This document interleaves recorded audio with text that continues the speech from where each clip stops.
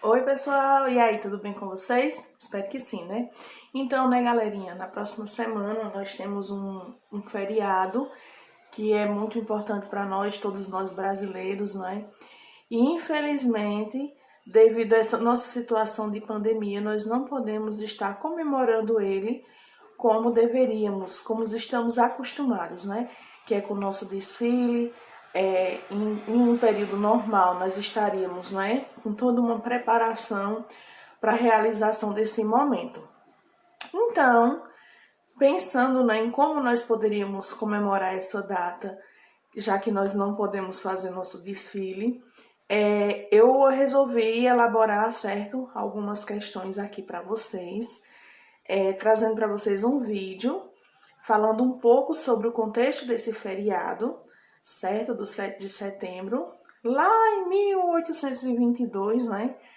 Quando Dom Pedro I grita o seu grito de independência nas margens do rio Ipiranga, não é? A gente falar um pouquinho sobre esse contexto, o que é que aconteceu, o que é que vinha acontecendo, né, aqui no Brasil colônia ainda, naquele período, para que essa decisão política que mudou a realidade, né, do país viesse a ser tomada. Então, eu tenho um videozinho para apresentar para vocês agora, certo?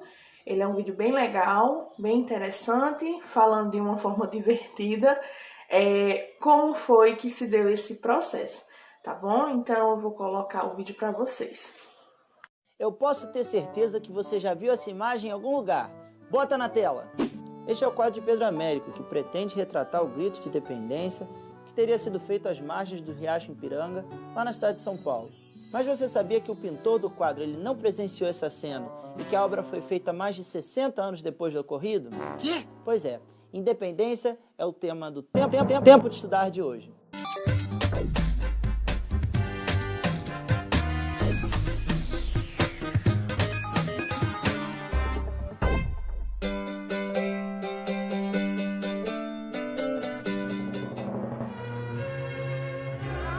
A vinda da família real para o Brasil, que era para garantir a colônia portuguesa mais preciosa, terminou, na verdade, por acelerar o processo de independência. Em 1808, a família real chega e acontece a abertura dos portos.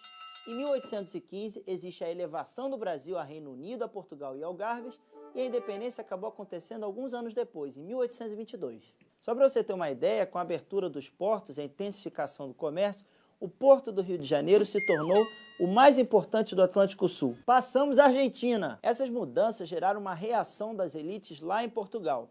Não à toa, no ano de 1820, aconteceu uma grande revolta, a Revolta Liberal do Porto.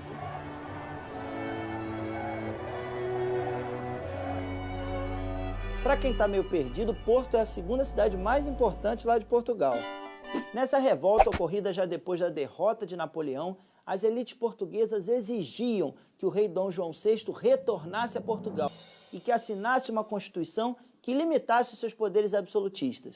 Agora, para a gente entender legal por que uma constituição limita os poderes do rei, pensa o seguinte: se não tem constituição, o rei governa sozinho, de forma absoluta, soberana. Se tem uma constituição, ele tem que respeitar esse conjunto de leis. Atenção para o risco que o Brasil estava correndo nesse momento.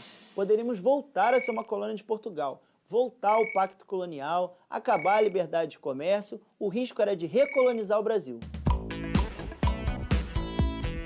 Mesmo com a volta de Dom João VI, as elites portuguesas não estavam satisfeitas e queriam também que o príncipe regente Dom Pedro retornasse para Portugal. Quê? Volte, meu filho, volte. Não, pai, nem pensar. Mas não foi isso que aconteceu. Dom Pedro foi ficando e, sob pedido do povo daqui, declarou que queria ficar de vez no Brasil. Foi o dia do fico. Você tem noção da doideira dessa situação? Aos poucos, Dom Pedro aumenta o afastamento de Portugal. Por exemplo, ele aprova um novo ministério sem ouvir a opinião de Dom João VI e firma a exigência de sua aprovação para o envio de tropas portuguesas para o Brasil. Esse caso todo continuou sem solução, até que houve um ultimato, uma exigência de retorno imediato de Dom Pedro para Portugal. E foi então, em 7 de setembro de 1822, que Dom Pedro declarou que o Brasil estava definitivamente separado de Portugal.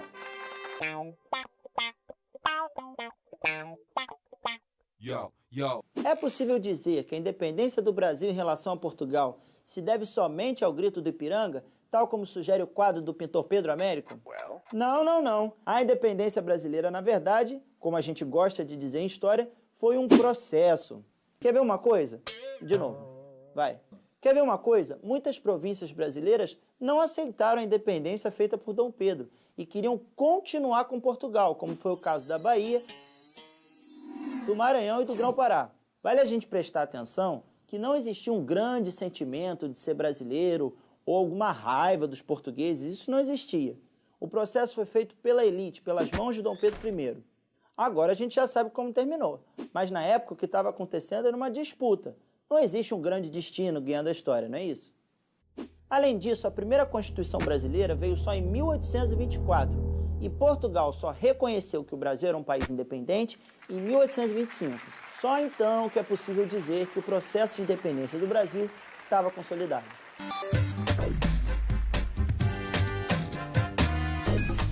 Agora, jogo rápido, mito ou verdade? A independência brasileira foi feita pelos interesses da elite daqui. Verdade. Para os comerciantes, por exemplo, não interessava a interferência da coroa portuguesa sobre suas transações. Outra coisa que mostra que esse processo foi feito pela elite é que a escravidão, que era a base da economia nacional, foi mantida. A liberdade era só política diante de Portugal. Mito ou verdade? A independência foi feita de forma pacífica? Esse é mito. Dom Pedro I, para garantir a independência, teve que usar de militares nas províncias que não aceitavam a independência. Ou seja, teve treta. Mais um, mito ou verdade? Dom Pedro I era um mito? Isso é verdade. Vamos lembrar o que a gente falou hoje? Em 1808, a família real portuguesa vem para o Brasil. E com isso, o Brasil foi crescendo em importância no Império Português. Tanto que em 1815 deixou de ser colônia para se tornar Reino Unido a Portugal e Algarves. Essa história toda gerou a revolta das elites lá em Portugal. Tanto que no ano de 1820 fizeram a Revolução Liberal do Porto, que exigiu o retorno de Dom João VI a Portugal e que o Brasil voltasse a ser colônia. Com isso, o rei Dom João VI volta para Portugal assinando uma Constituição e deixa no Brasil seu filho como príncipe regente. Essa situação estranha fez com que Dom Pedro aumentasse os conflitos com relação à elite portuguesa. Com o tempo, ele fica no Brasil e realiza o processo de independência. Só para terminar, eu vou falar um pouquinho do quadro do Pedro Américo que a gente viu no início do episódio. Pensa um pouquinho, você acha que a cena foi daquela forma? Que Dom Pedro estava trajado daquele jeito, com a espada para o alto, que havia tantos cavalos ao seu redor? Será? Faz uma pesquisa e mostra para o seu professor. Até a próxima. Por exemplo, ele aprova um novo ministério sem ouvir a opinião de Dom João VI e confirma as... Pessoal, eu vou apresentar para vocês agora, certo, o hino da independência.